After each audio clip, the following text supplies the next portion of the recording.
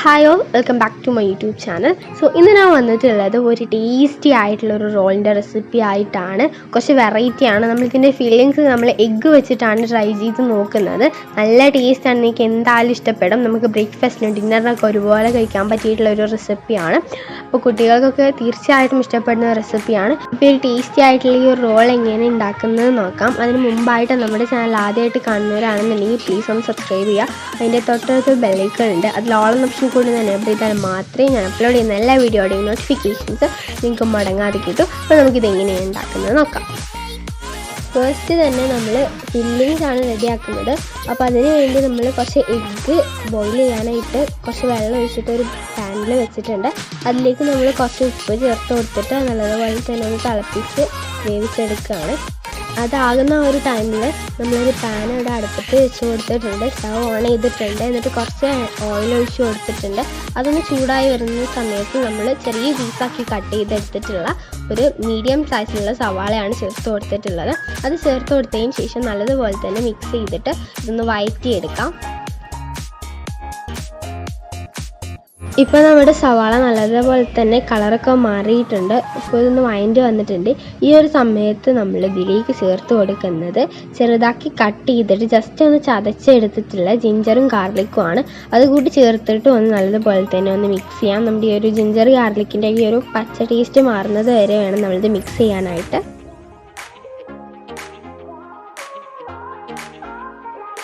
പിന്നെ നമുക്ക് ഈ ഒരു ജിഞ്ചർ ഗാർലിക്കൊക്കെ പെട്ടെന്ന് വഴണ്ടി ഇട്ടാൻ വേണ്ടിയിട്ട് കുറച്ച് ഉപ്പ് വേണമെങ്കിൽ ചേർത്ത് കൊടുക്കാം. അപ്പോൾ ഞാൻ ചേർത്ത് കൊടുത്തിട്ട് ഞാൻ പറയാൻ വിട്ടുപോയതാണ്. ഇതിൻ്റെ ഒരു പച്ചമണമൊക്കെ മാറിക്കഴിഞ്ഞാൽ നമ്മൾ ഇതിലേക്ക് ഒരു കേബേജിൻ്റെ ഒരു പകുതിയുടെ ഒരു ചെറിയ പീസ് നമ്മൾ ഇതിലേക്ക് ചോപ്പ് ചെയ്തിട്ട് കൊടുത്തിട്ടുണ്ട്. പിന്നെ ഒരു 2 പച്ചമുളക് ഇതുപോലെ സർക്കിളിൽ കട്ട് ചെയ്തെടുത്താണ്. അത്യാവശ്യം വലുപ്പമുള്ള പച്ചമുളകാണ് ഞാൻ എടുത്തിട്ടുള്ളത്. എന്നിട്ട് ഇത് നല്ലതുപോലെ തന്നെ മിക്സ് ചെയ്തിട്ട് ഒന്ന് വഴറ്റിയെടുക്കാം. അപ്പോൾ അത് ജസ്റ്റ് ഒന്ന് മിക്സ് ചെയ്തതിന് ശേഷം നമ്മളിത് ജസ്റ്റ് ഒന്ന് അതിൻ്റെ ഒരു പച്ചമണക്കം മാറിയതിന് ശേഷം നമ്മളിതിലേക്ക് ക്യാപ്സിക്കമാണ് ചേർത്ത് കൊടുക്കുന്നത്. അപ്പോൾ ഒരു ക്യാപ്സിക്കത്തിൻ്റെ ഹാഫ് ഞാൻ ഇതുപോലെ കുഞ്ഞു കുഞ്ഞു പീസാക്കി കട്ട് ചെയ്തിട്ടാണ് ചേർത്ത് കൊടുത്തിട്ടുള്ളത്.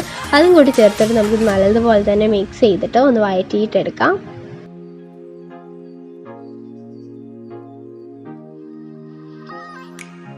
അതിനുശേഷം നമ്മൾ ഇതിലേക്ക് 2 ചെറിയ തക്കാളി ഇതുപോലെ കുഞ്ഞു കുഞ്ഞു പീസാക്കി കട്ട് ചെയ്താണ് ചേർത്ത് കൊടുത്തിട്ടുള്ളത്. അതും കൂടി ചേർത്ത് കൊടുത്തിട്ട് ഒന്നും കൂടി ഒന്ന് മിക്സ് ചെയ്തെടുക്കുകയാണ്. അപ്പോൾ ഈ ഒരു തക്കാളി നമുക്ക് വെജിറ്റബിൾസ് ഇതിലേക്ക് ചേർക്കാനുള്ള എല്ലാ വെജിറ്റബിൾസ് ചേർത്തതിന് ശേഷം ലാസ്റ്റാണ് ചേർത്ത് കൊടുക്കുന്നത്. കാരണം എങ്കിലേ നമുക്കിത് പെട്ടെന്ന് തന്നെ ഒന്ന് വഴണ്ടി കിട്ടുള്ളൂ. അപ്പോൾ തക്കാളി ലാസ്റ്റാണ് നമ്മൾ ഇതിലേക്ക് ചേർത്ത് കൊടുത്തിട്ടുള്ളത്. അപ്പോൾ ക്യാപ്സിക്കത്തിൻ്റെ കളറൊക്കെ ജസ്റ്റ് ചെറുതായിട്ടൊന്ന് മാറുന്ന ടൈമിലാണ് നമ്മൾ ഇതിലേക്ക് തക്കാളി ചേർത്ത് കൊടുക്കുന്നത്. അതുകൂടി ചേർത്തിട്ട് നമുക്ക് നല്ലതുപോലെ തന്നെ മിക്സ് ചെയ്തിട്ട് ഒന്ന് വഴറ്റിയിട്ടെടുക്കാം.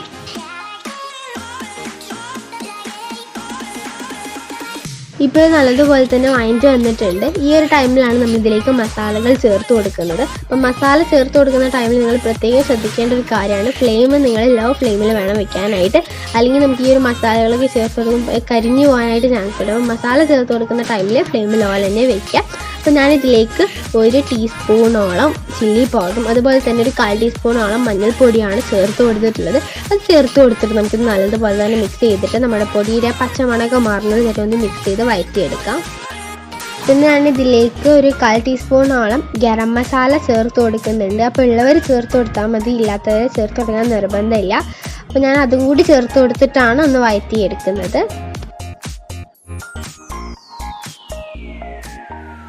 അത് വഴറ്റിയതിന് ശേഷം ലോ ഫ്ലെയിമിലാക്കി വെച്ചതിന് ശേഷം നമ്മുടെ എഗ്ഗ് ഇവിടെ നല്ലതുപോലെ തന്നെ വെന്ത് വന്നിട്ടുണ്ട്. അപ്പോൾ നമുക്കതിലെ വെള്ളമൊക്കെ കളഞ്ഞ് അതിൻ്റെ തൊലിയൊക്കെ കളഞ്ഞിട്ട് ഇതുപോലെ കുഞ്ഞു കുഞ്ഞു പീസസ് ആക്കി ഒന്ന് കട്ട് ചെയ്തെടുക്കുന്നുണ്ട്. അത് കട്ട് ചെയ്തത് നമുക്ക് ഇതിലേക്ക് നമ്മുടെ ഈ ഒരു മസാലയിലേക്ക് ചേർത്ത് കൊടുക്കാം. അപ്പോൾ നിങ്ങൾ എഗ്ഗ് റെഡിയാക്കാൻ പോകുന്ന ടൈമിൽ നമ്മുടെ മസാലയുടെ ഫ്ലെയിം ഒന്ന് കുറച്ച് വെച്ചിട്ട് വേണം ചെയ്യാനായിട്ട്. എന്നിട്ട് ആ ലോ ഫ്ലെയിമിൽ തന്നെ നമ്മളിതിലേക്ക് എഗ്ഗ് കട്ട് ചെയ്തത് ചേർത്ത് കൊടുക്കുക. എന്നിട്ട് നമ്മൾ ജസ്റ്റ് ഒന്ന് മിക്സ് ചെയ്തെടുക്കുകയാണ്. ഇനി ഓവറായിട്ട് വേവിക്കേണ്ട ആവശ്യമൊന്നുമില്ല. നമ്മുടെ ഈ ഒരു എഗ്ഗ് ഓൾറെഡി വെന്ത് കഴിഞ്ഞതാണ്. പിന്നെ നമ്മുടെ മസാല ഓൾറെഡി റെഡിയാണ്.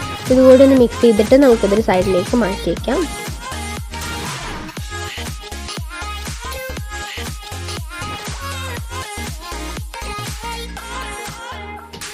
ഇതിലേക്ക് നമ്മൾ കുബൂസിലാണ് ഫില്ലിങ് ചെയ്യുന്നത്.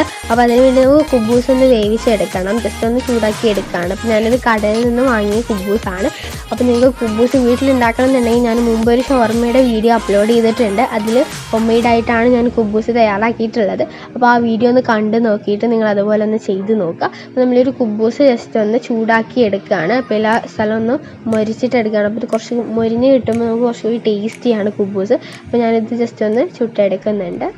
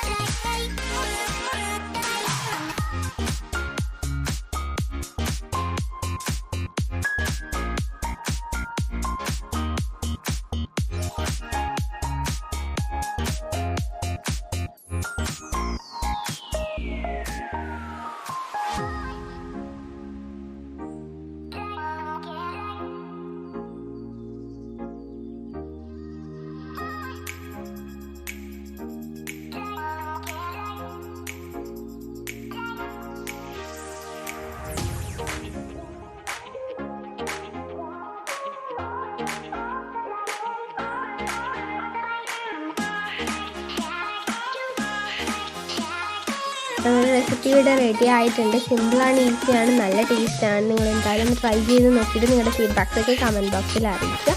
പിന്നെ എൻ്റെ വീഡിയോ ഇഷ്ടപ്പെട്ടാൽ വീഡിയോ ലൈക്ക് ചെയ്യാൻ മറക്കരുത്, ചാനൽ സബ്സ്ക്രൈബ് ചെയ്യുക.